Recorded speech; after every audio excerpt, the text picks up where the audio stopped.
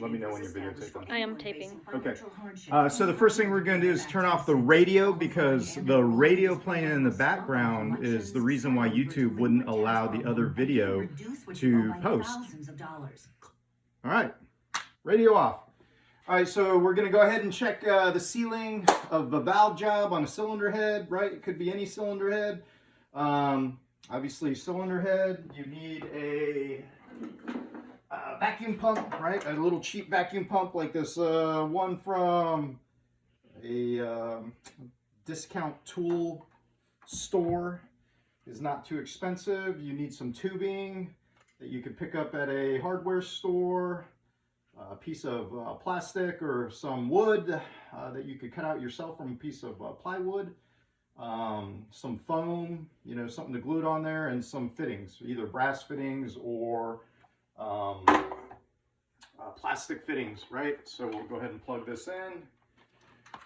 So you can check it with either springs off or on the cylinder head. The springs will help the valve seal better. So I think, you know, if you want to get a better idea of the quality of the seal without the assistance of springs, you know, you could take them off, right? So let's see here. So we'll pop off this. Pop these valves out. So there's the exhaust valve. There's the intake valve.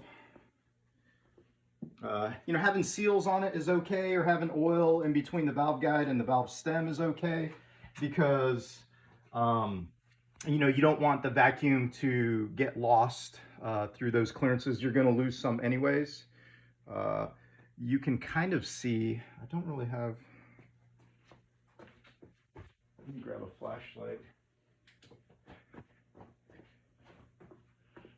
You can't, it's kind of hard to see it on this, but you can kind of see the 45 of the exhaust valve job, the lapping line right there, and then the radius. Most exhaust valve seats will typically have a radius because there's no fuel in suspension. It's just going to be hot exhaust gases trying to get out. So the radius is better for flow, and you're not worried about keeping anything in suspension, right? The intake's a little different. The intake, you can see the lap line for the 20, I think these are 2055s right there. And then underneath that, you know, you're gonna have the undercut angles, you know. So if that's, let's say that's a 35 top cut and a 45 and a 60 and a 75 and then the 82 that gets blended in. And the, the intake side, from what I've read, right, I don't have a dyno, so I don't, you know, I'm unable to do A to B tests, but pretty much on the intake side, whenever you have something with air and fuel, you want angles, because those angles help keep the air and fuel mixed up and atomized. And when that solution comes into the cylinder, it's more evenly atomized and mixed up, and it'll burn better, right? If it burns better, then you'll get better cylinder pressure, more downward force on the piston, car goes faster, right? All right, so we'll go ahead and put the intake valve in first. The intake valve, this intake port does have a rocker stud hole. So for the rocker stud hole, you either have to use like a piece of modeling clay or just your finger, right? Either or. So grab this thing.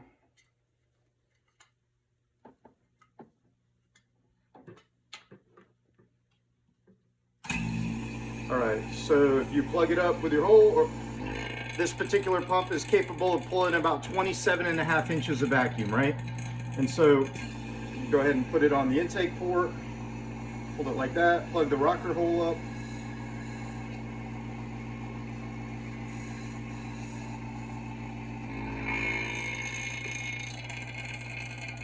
So the intake valve was getting pushed out of the way by the,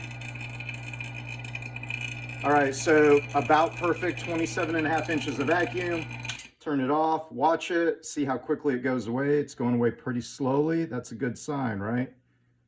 That's a pretty good sign that that valve job has got pretty good seal all the way around the valve head, right? You have to be careful about lapping, because a high point on a valve can get drug all the way around the seat and give you a false lapping line. That's like when we cut valve seats in the Navy, right? They say when you go to do the blue check, you can only turn the valve stem, like I want to say, if I remember right, like 5 degrees or some very small number.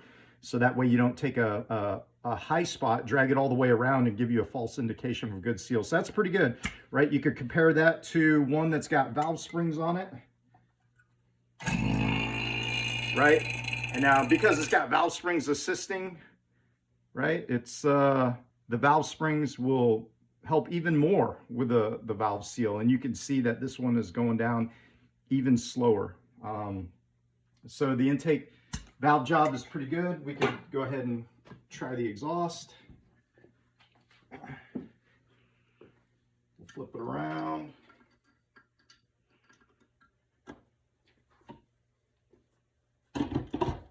Now, some exhaust ports will have an EGR, right? So obviously that's not going to work unless you plug the EGR port. Otherwise, you'll just have a big vacuum leak. This one doesn't have an EGR. So again, 27.5 inches.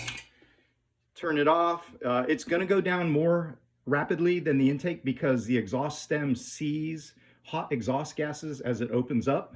So you have to give that stem more clearance. So typically an intake valve stem to guide clearance may be, let's say, 1/1000th to 2/1000th of an inch, whereas the exhaust will be 2/1000th to 3/1000th of an inch, right?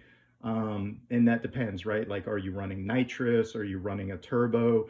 Are you running something that's producing elevated exhaust gas temperatures? If that's the case, then you've got to give the exhaust stem more clearance. So that way it doesn't get, it doesn't make contact with the guide and get seized up in a guide, especially if you're running cast iron guides, because they will grab a valve stem and lock it up tight. And next thing you know, you've got a valve hanging open and piston coming in and smashing the valve head off and eating the motor. All right. So that was pretty much it. Obviously you want a valve job to seal on both sides, but if there is a priority for sealing between the intake and the exhaust side, it's definitely the intake, because if the exhaust valve leaks, when the combustion process happens, it's just going to have exhaust gases leak past the exhaust valve in the seat and into the exhaust system, right? No effect on the next combustion cycle. But if the intake valve leaks during the combustion process, then those burnt gases will leak back into the intake port. And then on the subsequent refill, cylinder filling, those burnt gases are going to come back into the cylinder and they're going to hurt volumetric efficiency, because those gases have already been burnt once. They're not going to burn again, but they're taking up volume in your cylinder, hurts volumetric efficiency of the motor, hurts efficiency of the motor overall, fuel efficiency, power, right? It all goes hand in hand. So a good valve job, you want both sides to seal, but definitely the priority is on the intake side. A cheap pump like this and a setup, you could probably honestly put it together for like $40, maybe $50. And that way, if you have a good relationship, with your machine shop and you trust all the work that they do, that's great. But maybe once in a while, verify it, right? Trust but verify, right? Because,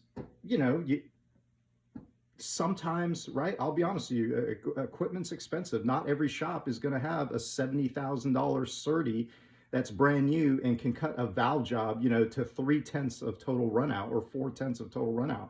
A lot of people, like myself, right, I use a 30-year-old Sunnen VGS20. I'm happy if I get less than 2/1000 of a runout.